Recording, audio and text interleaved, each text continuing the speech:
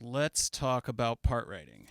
Well, first thing, the most important thing, what you write, unless you're the first person writing a part in whatever context, band or you're in the studio or whatever, 9 times out of 10, the drums are going to write a part to the other music. So that's a huge just caveat for everything here, is that this whole exercise, which should be considered like assuming that this part fits whatever music we're playing to. So that's something for everybody just to keep in mind. But with that in mind, let's assume that we have some music, we're writing a part that fits it, and this is what it is.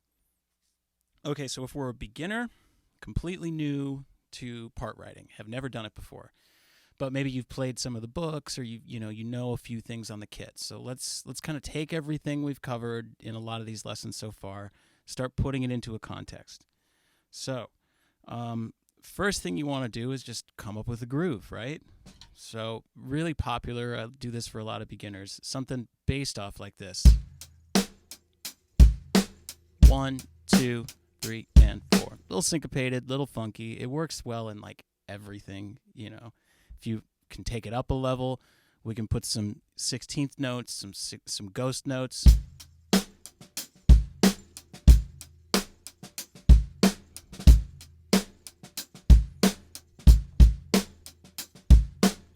And then you can also start to incorporate your hi-hat. We'll kind of get to that a little bit later. But let's say that's our part, okay? It sounds good. It works for the song. So now we're going to assume, again, that this song has this rule that everything in this song is happening in groups of 4. So we're going to write a part that's 4 bars long.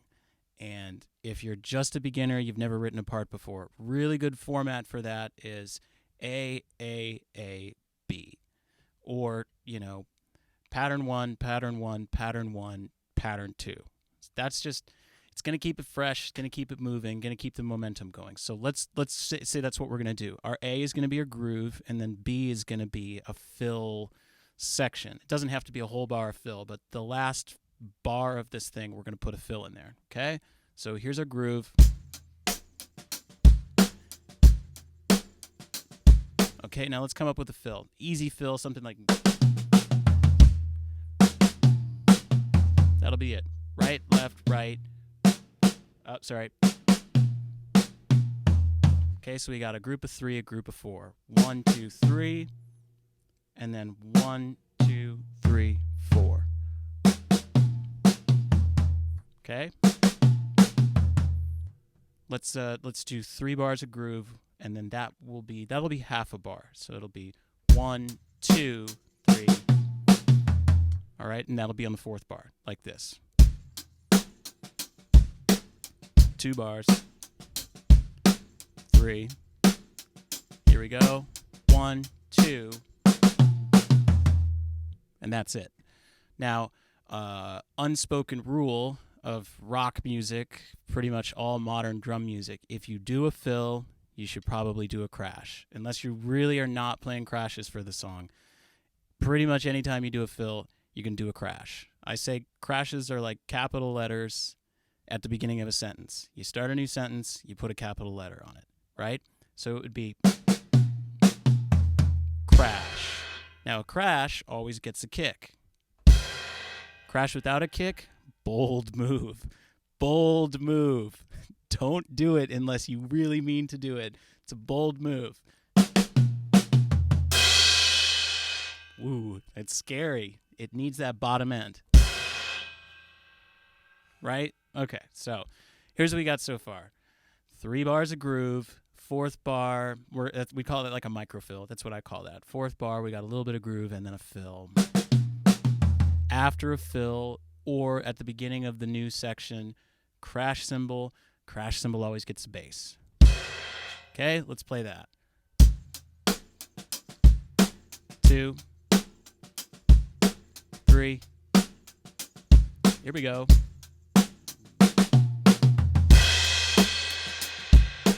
2, 3. Here we go. 2, 3. 3. Last time. There you go. If you're just beginner, you've never written a part before, that will work. Now, things need to change, right? This song that this fake song that we're playing to has groups of 4, but whatever song you're playing to is going to have whatever groups it has. So you're going to need to listen to the song and count how many bars until things start over, and then you're going to put a fill on the last bar before it starts over. So most songs are in 8, so that means on the 8th bar you would put your fill. But maybe the song has 12 bars, right? Maybe there's like a 2-bar pre-chorus, right?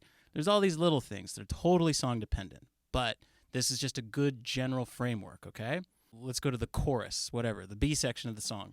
Really basic thing you're going to do, switch your sound source to ride cymbal or trashy hats. Not rocket science, right?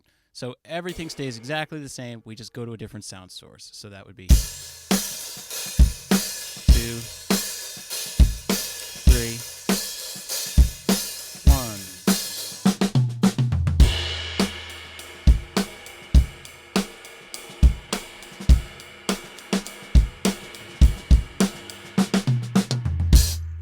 There you go. Okay, so that's beginner.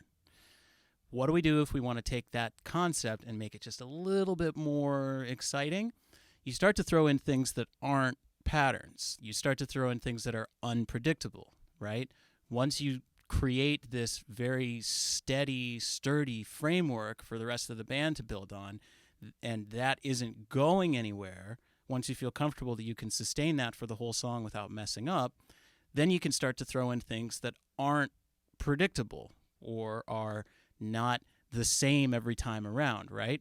And again, what's going to make you decide that is going to be what's going on in the song. And you can pick anything. Maybe the singer sings something, and you're like, oh, that's cool. I want to copy what the singer's doing. Or the guitar player has a little lick, and you follow that. Again, the way to learn this stuff is by listening to other drummers, transcribing, writing down what they do.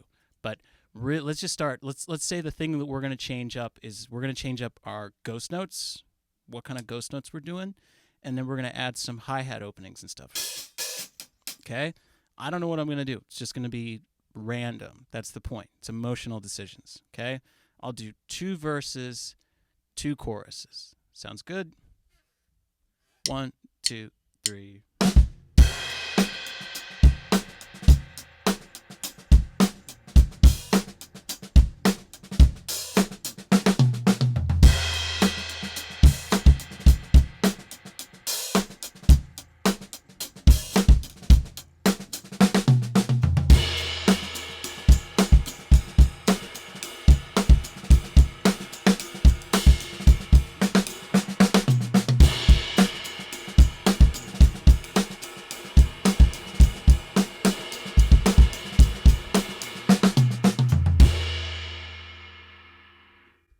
There you go. It had a theme, but it wasn't the same theme the whole time. I guess the jazzy word would be I was improvising on that theme. And halfway through it, I was like, you know what? I got this different thing in my head that I'm hearing. I just want to play it. I have the confidence that I'm going to land it. So I didn't even play the same fill the third time. Really, like, it was the same idea of a fill, but not the same fill. And that's kind of how I think you should approach part writing from a beginning standpoint, is come up with something really, really rock solidly predictable and then start changing it just a little bit, little bit, little bit, little bit. And eventually it will have that foundation, that feeling of consistency, but not sound predictable. All right. So there's your beginner level. Let's get up to the intermediate level here. All right. So let's switch it up. Let's do some odd time stuff, right? Let's play in 7. I don't think we played in 7 in a while, or maybe ever. Okay. All right. So what's some things that we can do if we've got a song in 7 that we're pretty comfortable with? Well, we can do all of the same stuff, right? So let's do that. So most 7 songs have a feel like dot dot dot dot dot dot dot that. And we're going to kind of play melodically. We're going to follow that melody, if you will.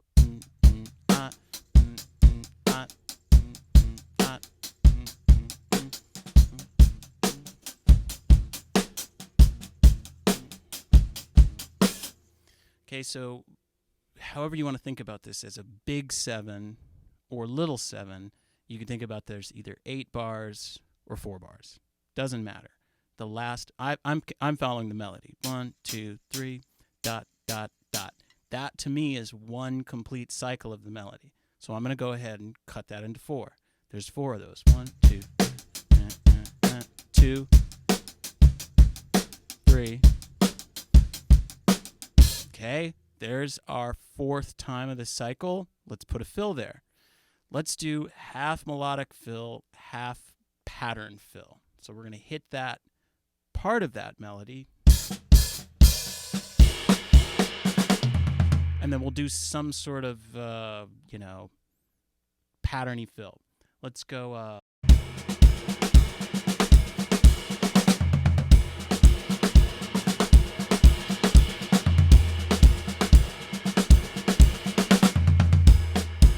something like that. So I'm going to try to hit as much of the melody as I can, and then towards the end of it, just switch to pattern playing. This isn't, again, the more advanced you get, the kind of looser you want to be with the rules. You don't want to have like an exact, unless you're writing a part, then sure, have a written part. But here I just sort of have the concept, and I'm going to play with that concept. That's what separates this sort of writing from beginner writing. Beginner writing is like, I need to play exactly these notes. When you've got more confidence in your playing, you say, this is generally the idea, and I'm going to see what happens in the moment. Okay? So here we go.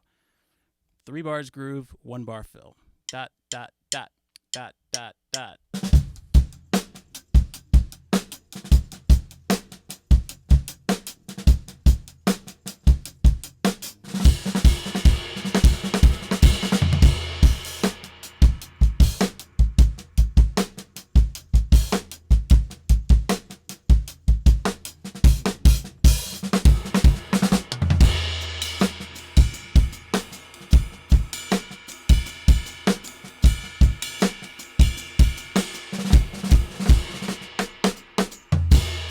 Kind of a whiff.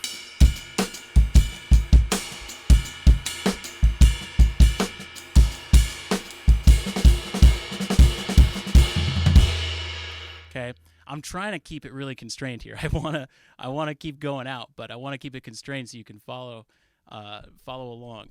Okay, so first thing we can do, stop putting the B on the end of it. Start putting the B, let's say, anywhere else. We could put it A-A-B-A, so that would be groove, 2, fill, groove,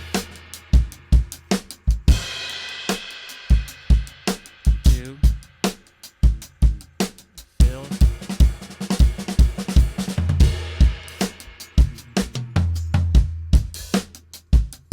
okay, and then I just sort of did the next thing, which is we start to put in microfills, which is just little nuggets of fills, right? A microfill is as small as you want to make it. You could just make it a rough.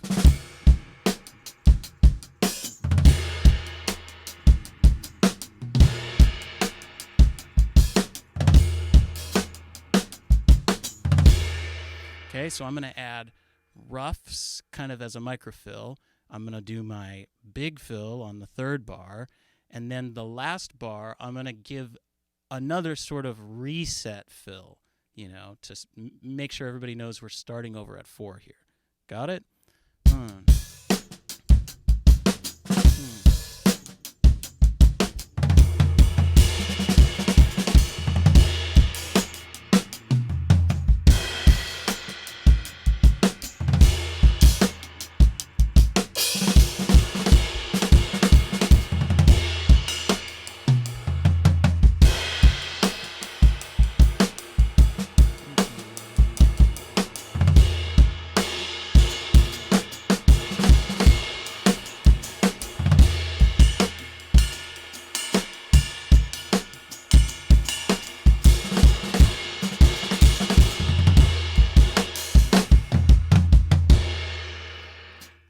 love this stuff.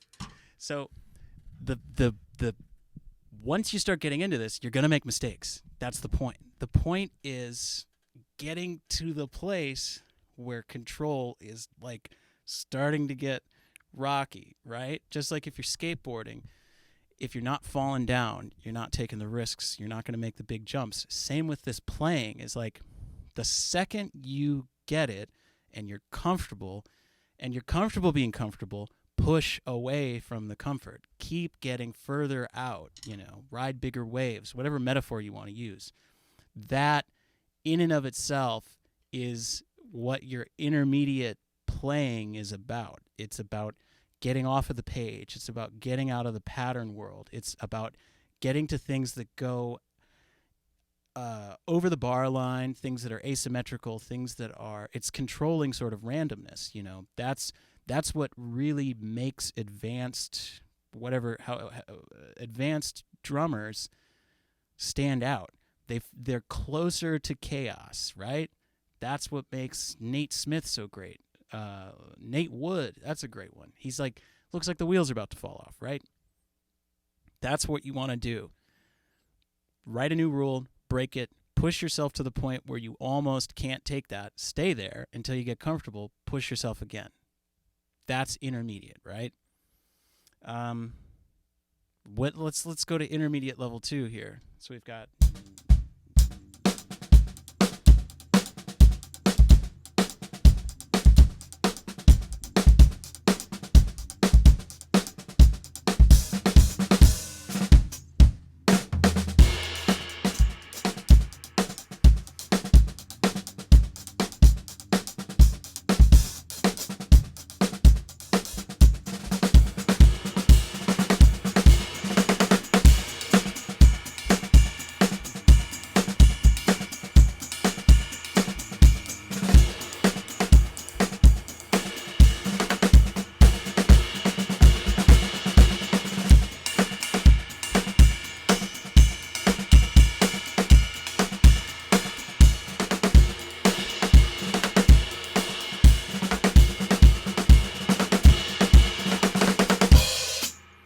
okay, so what am I doing? Paradiddle voicings or just like mixed stickings, a little bit of linear stuff, lots of variation on the theme. That's the top of intermediate. You're pretty much opening the door to advanced world. Once you can sustain lots of internal voices, there's these big hits. But inside of that is a lot of internal voicings. How did I come up with that sticking? Sort of default stuff that I like to do, but it's basically just a paradiddle. 1 E end to 2 E end to 3 E end to 4 E, and then you got to do an extra right at the end.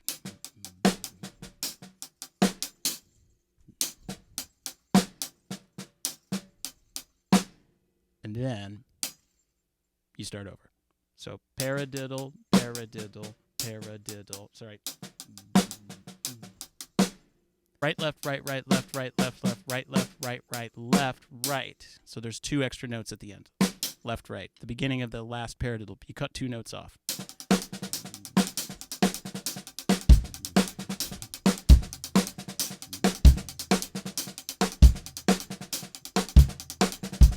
And then I'm just filling in other bass drum notes.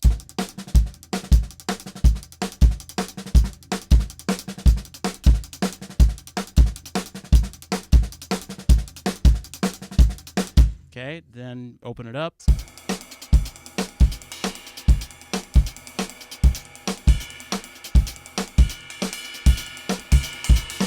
You get the idea.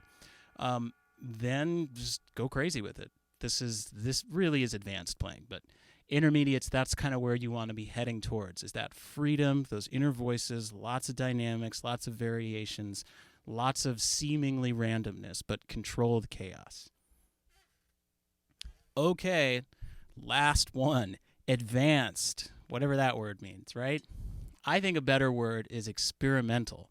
This is, we've written a lot of parts at this point, right? You've probably played in a lot of bands, you've played in a lot of recordings, you know what you're doing. So now we're getting into just me as a drummer who's been playing for a long time, talking to people who've been playing a long time and saying, let's try to come up with new ideas. So let's kind of reconstruct some concepts here. So most of the time when you're playing in odd times, they're in relationship to an even time. So most of the time when we're playing in 7 or 5, our subdivision is a 16th note or an 8th note, right? If we're in 5, we've got 1, 2, 3, 4, 5, and then those fill-in notes are 8th notes. So that's our grid that's going on underneath everything, right? When we're playing in 7, we're doing the same thing. Except these are 8th notes, and our grid is 16th notes. 1 E and a 2 E and a 3 E and a 7. 1, 2, 3, 1, 2, 3, 4, 5, 6, 7. 1, 2, 3, 4, 5, 6, 7. 1, 2, 3, 4, 5, 6, 7. 1, 2, 3, 4, 5, 6, 7. Right? Makes sense. Okay, so what could we do to flip that or reconstruct it? Here's what I like to do. Here's one thing. Instead of making the subdivisions even, let's make them odd. Let's make our subdivision 3s, okay? And instead of counting in 7, 8, let's count in 7, 4. So big 7. 1, 2, 3, 4, 5, 6, 7. And filling in those gaps is triplets. 1, 2, 3, 4, 5, 6, 7. Okay? Let's just throw in kicks and snares, just see what happens. 1, 2, 3, 4, 5, 6, 7. 1, 2, 3, 4, 5, 6, 7. 1, 2, 3, 4, 5, 6, 7.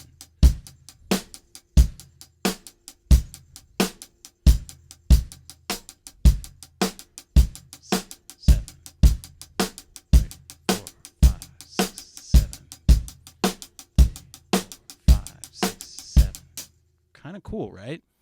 And what does it give us? If I'm just thinking about it, it gives me 3 cycles of kick snare and then an extra set of 3 notes. So right away, my brain goes microfill. Okay. Excuse me. So we got a 3-note fill at the end. Let's just do right, left, left so that we wind up with a right. Okay? 1, 2, 3, 4, 5, 6, 7. 1, 2, 3, 4, 5, 6, 7. 1, 2, 3, 4, 5, 6, 7. It's kind of cool, right? And I don't know if it's easier or harder than, doing all this. It's just different, and I'm like thinking in a different part of my brain now. I'm thinking a lot more musically, a lot more almost compositionally here. Okay, but it's kind of I don't really like this. Feels a little bit too shuffly. I want it to be 16th note triplets. So I could get 16th note triplets from paradiddle-diddles and 6-stroke rolls. Paradiddle-diddles are right, left, right, right, left, left. 6-stroke rolls, right, left, left, right, right, left. Up to speed, paradiddle-diddles are...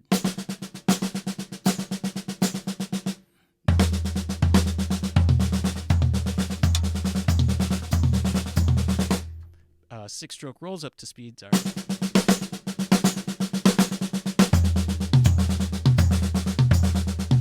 Okay, so now I'm going to fill in my big quarter notes with 6 notes. So we've got 1, 2, 3, 4, 5, 6, 7.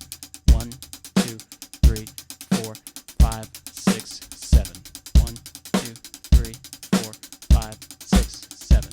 1, 2, 3, 4, 5, 6, 7.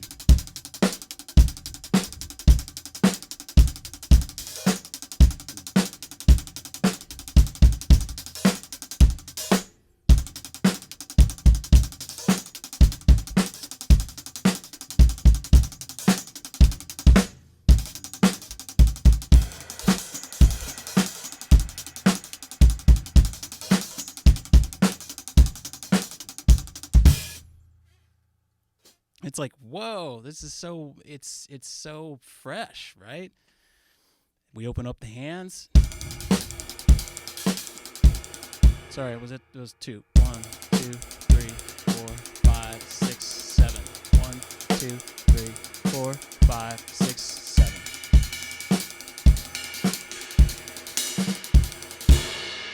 And then we got our last bar. Now we've got 6 notes. Let's put one of those 6-stroke rolls there. So we've got paradiddle diddles going for the whole groove section. Let's put a 6-stroke roll in there. So that would be. So we've got 1, 2, 3, 4, 5, 6. Yeah. Pretty hard to get that crossover.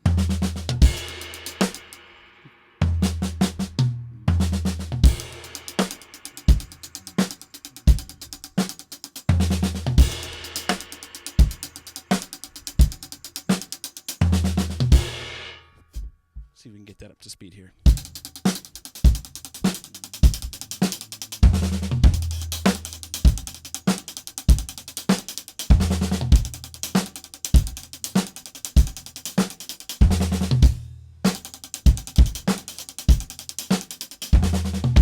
Whew, that's crazy. See what I mean? Experimental. It's just the whole time I'm doing this, I'm like, what am I doing? Is this going to work? I don't know if this is going to work. That, to me, is what the advanced level is I got all these things I know work. Now let's do some things that I have no idea if this is going to work.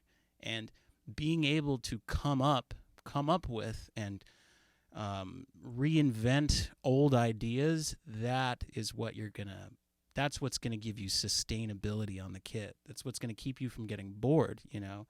I hear a lot of people, I've taught a lot of adult students that are like, man, I took a couple drum lessons when I was 13 and I've been playing the same groove my whole life. And it's like, you want to avoid that. The way to do that is to know how to come up with new material. The way to come up with new material, not rocket science, tweak little things and keep tweaking until you've got something that doesn't resemble where you started. So I started with 7, and I wound up with this. It's like crazy how far away I can get with just simple modifications. This stuff, it's all about your own personal tastes, where your interests take you, and you might be much more interested in learning vocabulary and trying to come up with new vocabulary things. The experimental level, it's more just like a pursuit of not falling into the same habit every single time, pushing yourself to new heights every time you sit down on the kit. I don't mean to be very sappy about this, but that's the sort of thing you have to do when if you've been playing for a long time. You got to keep making it fresh, and that has to do with just reinventing constantly. So I hope this all makes sense to you guys. If you have any questions about this, maybe if you need any help with writing parts to songs, that sort of thing, just send me a DM on Instagram @thedrummerbrain, and lots of different videos about fills and grooves and odd times. All that stuff is on my YouTube channel, and you can follow me there @thedrummerbrain. And a couple of books. I've got Groove Exercises for the Drumset, which is sort of a beginner to advanced book. I've got Patterns, Melodies, and Rudiments, which is a fill book. And again, both of those are all over the YouTube channel. Lots of demonstrations there. I think that's going to do it for this week. And next week we'll get more technical, get out of the experimental world. But trying to give you guys variety. So hope everybody is good. Hope you're staying occupied. Hope you're staying busy. And I'll see you guys next Thursday. Happy drums to you.